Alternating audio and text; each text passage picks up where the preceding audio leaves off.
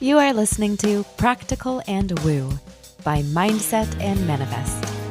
My name is Eden, and I invite you to embark on a journey with me to explore the practical and spiritual edges of the unknown for the purpose of allowing you to embody and empower yourself uniquely as you are, and to intentionally create and live a life of freedom and fulfillment. Each week, I'm going to discuss topics such as energetics, reality creation, manifestation, astrology, tarot, human design, and more to help empower you to live beyond perceived limitations and to practically design your life so it feels like absolute magic every step of the way. Let's dive in. Well, hello, luminous soul. We meet again on this Wednesday in mid-July.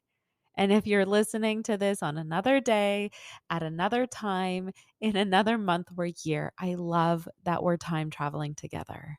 Welcome. July is one of those months that tickles my fancy.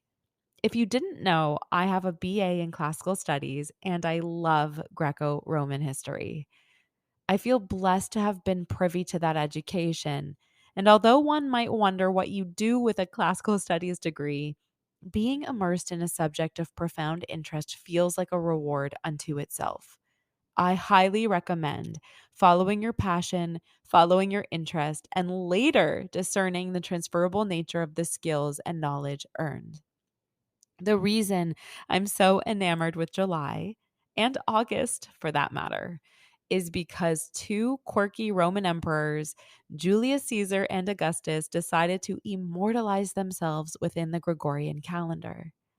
Notably, as each year passes, these two wily men not only live on having made a significant impact within our world's collective history, they have also been able to capture themselves in the ongoing presence of our modern world every time summer rolls around in the Northern Hemisphere.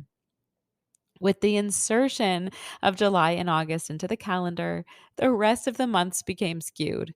September, being numerologically associated with sept or seven, has become the ninth month, October the 10th, November the 11th, and December the 12th. The debauchery and numerical chaos astounds me and also deeply delights, though I do recognize that I am showing you my inner nerd full force and effect right now. While I've now given myself cause to feel shy, I am nevertheless bringing this interest of mine to your attention for a reason. Before I dive into that reason, I would first like to say that if there is room for Caesar and Augustus to wreak havoc on the orderly nature of our calendar, there is room for you to take up space, make big, bold, innovative moves in your own life too. Structure is useful to a point, but it's meant to be the receptacle that contains the magic that happens within it. Boundaries exist so we know, so that we can see, so that we can take pleasure in the essence held within them. But boundaries are not meant to be stagnant, rigid, or immobile. They are meant to be flexible and expansive. Take, for example, a cup with the most delectable beverage within it.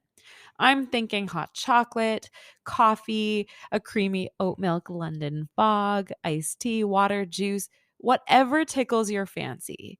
Without the cup, which is the boundary of the beverage, you wouldn't be able to experience the beverage itself. At least not with ease, and surely not with pleasure. I'm now suddenly picturing liquid just spilling everywhere, a big soggy mess. Wet pants aren't fun. You need the cup. And you also get to choose the cup. It could be colored or plain. It could be large or small. It could have a graphic, an inspiring quote, be adorned with flowers, have feet or other unique features. Your cup could be anything and it could look however you want it to. Society teaches us that there are boundaries, rules, regulations we must adhere to and abide by in life. But from my perspective, there is so much more room than we are taught or encouraged to stretch such societal boundaries, a stretching that allows innovation to have the potential to emerge. Now, this is not an invitation to stop paying your taxes or to not abide by the rules of the road. Remember, we need the cup. We need a baseline order or foundation to aid in the enjoyment of the contents of our lived experience. But what we don't need is to stay fixed and outdated in the way we perceive and relate to the boundaries of our lives. The structure of our lives should not be the means that hold you back from growing, expanding, and evolving. It should be instead reserved as the means to secure, stabilized, and safe foundations that allow you to thrive. Lately, I have been thinking about this a lot, thinking about bureaucracy and shoulds that so often plague a mindset with beliefs like, this is how things are, and this is how they will always be.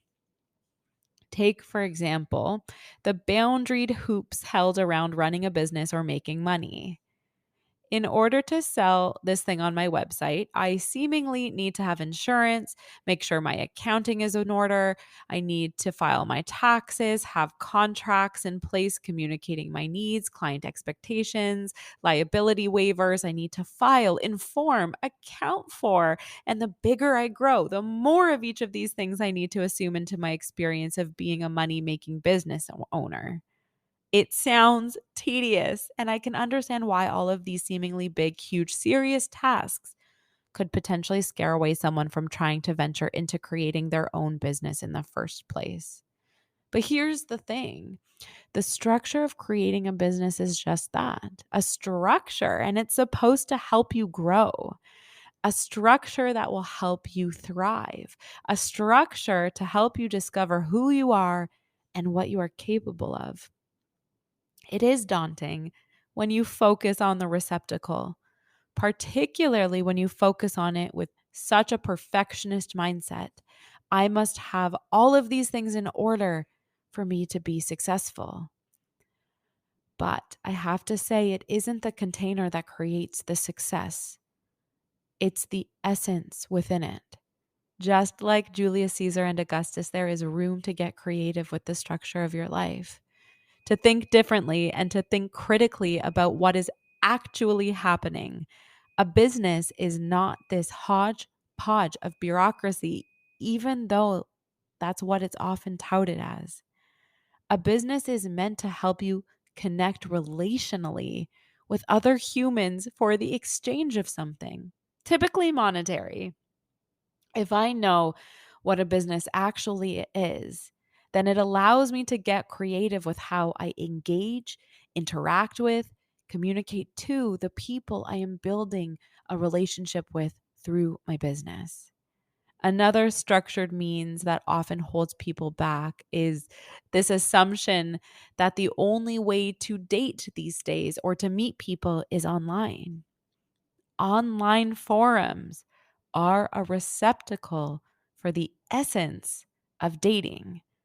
We still live in a physical world, and you could literally meet people anywhere and everywhere. I once met someone in an elevator, and they proceeded to leave a note under my door inviting me to connect. How novel was that? Though I can acknowledge that to some people that would feel creepy.